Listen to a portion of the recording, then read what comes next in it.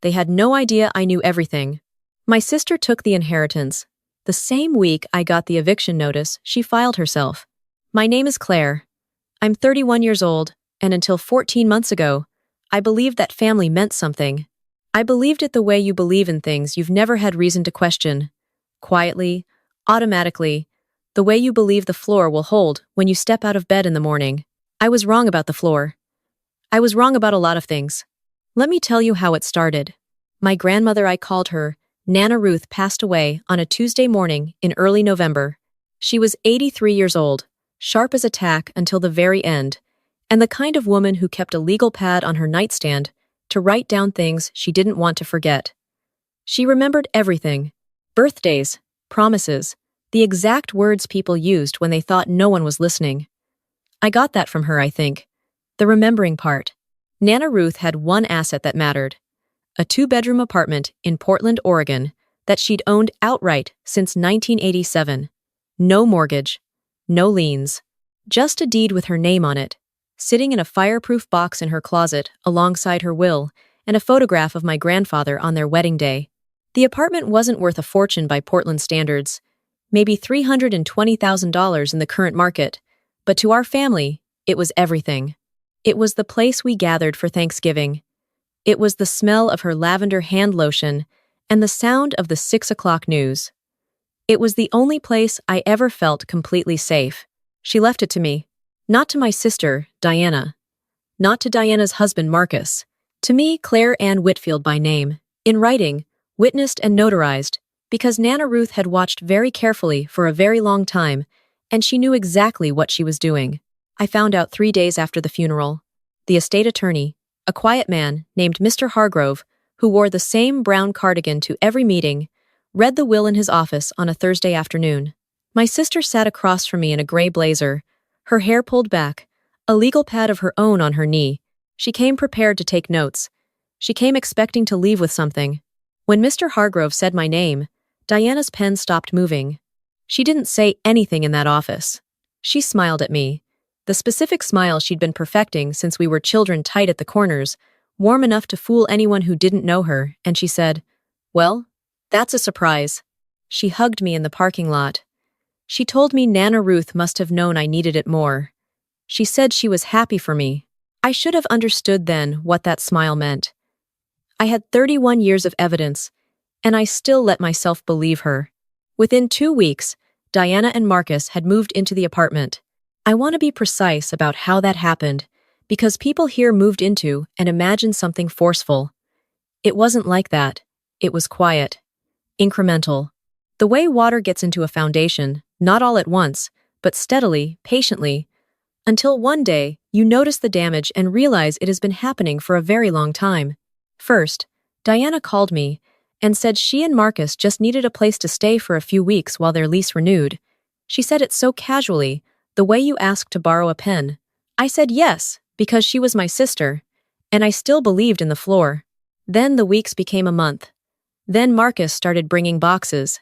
Then Diana mentioned, offhandedly, that the commute from the apartment to Marcus's office was so much better than their old place, and wasn't it lucky? And didn't I agree it made more sense for them to stay long-term? She said it like it was already decided. Like I had already agreed. She was very good at that, stating conclusions, as if the conversation that led to them had already happened somewhere I hadn't been present. I said I'd been planning to move in myself. I'd been living in a studio across town, paying $1,400 a month in rent, working as a registered nurse at a hospital 40 minutes away. I was tired. The apartment was mine. I wanted to come home. Diana got quiet in the particular way she got quiet when she was reorganizing her approach. Then she sent me a document. It came through email, from Marcus's work account, formatted like a legal brief. It was titled, in bold at the top, Accounting of Shared Family Expenses, Nana Ruth Whitfield, 2018, 2023. It was 4 pages long. It itemized every grocery run, every prescription pickup, every drive to a medical appointment that Diana and Marcus had made for my grandmother over 5 years. It included estimated hourly rates for their time. It included mileage. It totaled, according to their math, $47,000. At the bottom, in a separate section, it said, "In the interest of fairness and family equity, we propose that the above amount be applied as a lien against the property at Nana Ruth's address to be settled prior to any transfer of occupancy." I read it twice. Then I sat down on the floor of my studio apartment, and I read it again. They were billing me for taking care of my grandmother. They were putting a price on the years Diana had visited on Sundays and brought casseroles and kissed Nana Ruth on the cheek for photographs. They were telling me that Love had an invoice, and that invoice was due before I could sleep in the room where my grandmother used to read to me when I was 7 years old. I didn't respond that night. I didn't respond the next day either. I called my mother, who lives in Tucson, and has always found it easier to see Diana's side of things. My mother said, "Well, they did do a lot for her, Claire. You were working so much. You weren't always there." She said it gently. The way you say something you know will hurt and feel virtuous about saying anyway. I thanked her and hung up. Then I called my friend Josephine, who is a paralegal and the most clear-eyed person I have ever known. Josephine listened to everything. When I finished, she was quiet for a moment, and then she said, "Claire, do you have a copy of the deed?" I did. "And the will?" I did. "Good," she said. "Now listen to me very carefully." What Josephine explained to me over the next hour changed the shape of everything. A handwritten accounting of voluntary caregiving, she told me, does not constitute a legal lien. You cannot retroactively charge a family member for services rendered as a gift and then claim legal right to their property. What Diana and Marcus had sent me was not a legal document. It was a scare tactic dressed up in formatting. But here's what Josephine also told me. If Diana and Marcus were already living in the apartment, and if they had been there long enough, and if I did not take formal steps, the situation could become genuinely complicated. Oregon has specific tenant protections. Occupancy matters. Time matters. They were counting on the fact that I wouldn't know that, or that I would be too exhausted and grieving to act. They knew me as the little sister who worked double shifts and came home too tired to argue. They didn't know what else I was. Here's the part of my life I had never talked about at family dinners. 4 years earlier, I had been assigned to care for a patient named Howard Ellison. He was 77, a retired software engineer, a widower, admitted for a hip replacement that developed complications. He was in my unit for 11 weeks. He was difficult at first, particular about everything, frustrated by his dependency, sharp with the day staff in a way that made the younger nurses avoid his room. I didn't avoid his room. I've never been able to walk away from someone who is frightened and covering it with anger. By week 3, we had an understanding. By week 6, he was telling me about his wife, Eleanor, who had died 4 years before him. By week 9, he was asking me about my life. I told him about nursing school, about my grandmother, about the apartment and what it meant to me, about the sister who had always been better at appearing than at being. Howard listened the way very few people listen, without waiting for his turn to speak. When he was discharged, he shook my hand and said, "You are the kind of person the world runs out of too fast."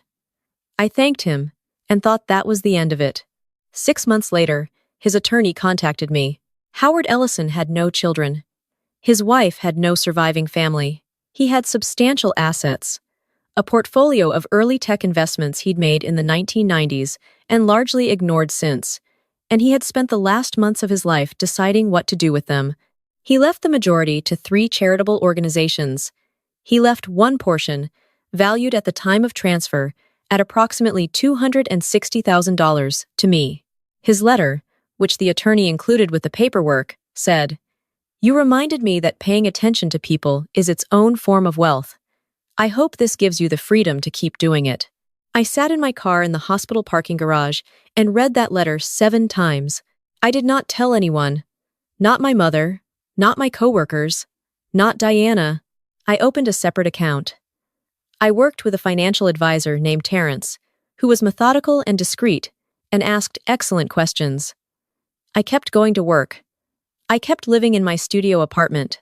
I kept paying $1,400 a month in rent while my sister rearranged the furniture in my grandmother's apartment and sent me invoices for her grief. And when Diana sent me that document, I already knew exactly what I was going to do. I didn't respond to the email. I forwarded it to Josephine, and I forwarded it to an estate attorney named Patricia Voss, who Josephine recommended and who, within 48 hours, sent Diana and Marcus a formal letter on legal letterhead, informing them that the property had been deeded to me without encumbrance, that no verbal or informal arrangement constituted a lien, that their continued occupancy, without a lease agreement, made them month-to-month tenants at will, and that they had 30 days to either execute a formal lease at market rate or vacate the premises. Diana called me 4 minutes after receiving that letter. I let it go to voicemail. Her message started calm. She said she was surprised, that she thought we could talk about this like adults, that she didn't want things to get legal between sisters. By the end of the message, the calmness was gone. She said I was being selfish. She said Nana Ruth would be ashamed of me. She said I had no idea what she and Marcus had sacrificed, what they had given up, the life they had built around being there for our grandmother while I was at the hospital collecting a paycheck. That word collecting stayed with me for a long time afterward. I did not call her back that day. I drove to my attorney's office, and I signed the paperwork authorizing Patricia to proceed. Then I drove to a diner I like near the hospital, and I ordered coffee and eggs, and I sat by the window and watched the street and thought about Nana Ruth's legal pad and the things she wrote down so she wouldn't forget. I wondered what she had written about Diana. Marcus called the following morning. He was more measured than Diana. He had an MBA and the particular confidence of someone who has never had to be wrong out loud. He told me he understood the legal position, but that there was a human element here that needed to be acknowledged. He said that he and Diana had made real sacrifices. He said that the apartment had become their home. He said he was sure we could find a solution that worked for everyone. I asked him what solution he had in mind. He said they would be willing to purchase the apartment from me at a fair price, below market, given the extenuating circumstances. I asked him what the extenuating circumstances were. He paused. Then he said, the family dynamics, the relationship, the history. I said, Marcus, the market rate for that apartment is $320,000. If you'd like to make an offer at that price, Patricia will handle the paperwork. He hung up. Here's what happened next, and I want to be honest about how I felt during this part, because I think it matters. I did not feel triumphant. I did not feel powerful. What I felt was tired and sad and deeply, specifically sorry not for what I was doing, but for what it meant that I had to do it. Every letter that went out, every document that came back, was confirmation that my sister had decided years before this moment that I was the kind of person who could be handled. Every step I took in the other direction was a step away from the version of us I had wanted to be true. Diana and Marcus did not leave willingly. They contested. They filed a response through their own attorney claiming verbal agreement for long-term occupancy. They claimed emotional distress. They submitted their original accounting document as evidence of their investment in the property. Their attorney sent a letter suggesting that forcing them to vacate constituted a hostile act given the recent bereavement context of the family. Patricia handled it without raising her voice. She is the kind of attorney who doesn't need to.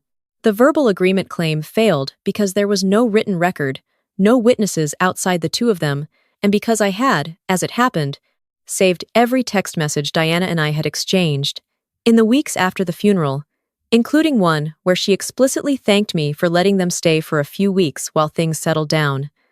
A few weeks. Her words. The emotional distress claim went nowhere. The accounting document was submitted and reviewed, and ultimately dismissed as legally unenforceable. 61 days after Patricia's first letter, Diana and Marcus moved out of my grandmother's apartment. I know what you might be thinking, because I thought it too. I thought, maybe I should have offered them something. A longer timeline, a discounted rent arrangement, something that let everyone walk away with dignity intact. But here is what I keep coming back to. They had already decided what I was worth to them. They had decided before the will was read, before the invoice was sent, before Marcus made his speech about extenuating circumstances. They had decided I was someone who could be outmaneuvered, who would give ground if enough pressure was applied, who would choose peace over what was right, because I always had before. And they were almost correct. If I hadn't had Josephine, if I hadn't had Patricia, if I hadn't had, sitting quietly in a separate bank account, The inheritance of a man who believed that paying attention to people was its own form of wealth.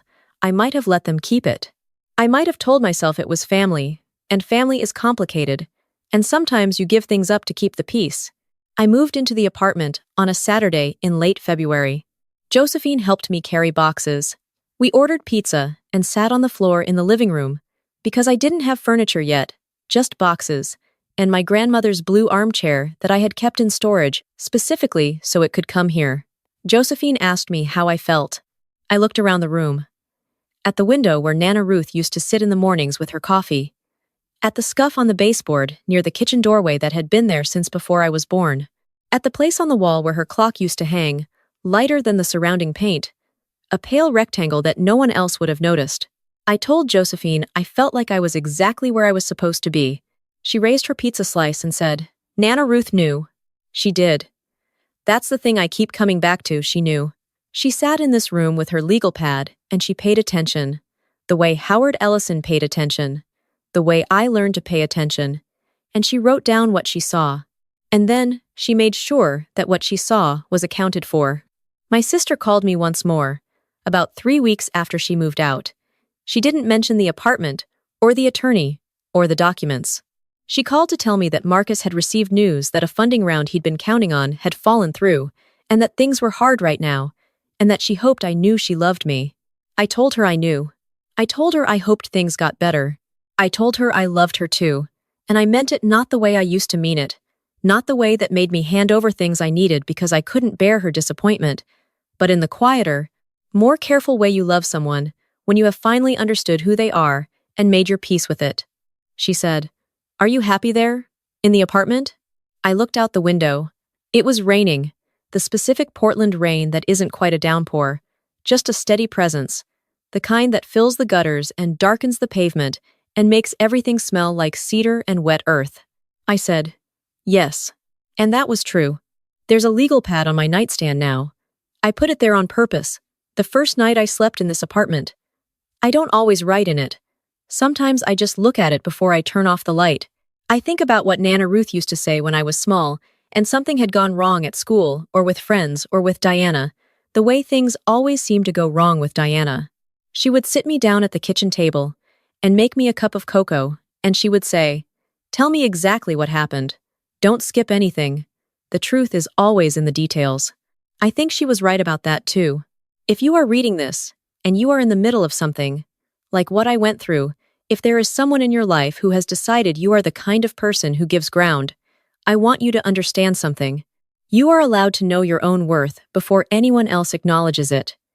You are allowed to build something quietly, to keep your cards close, to wait until the moment is right.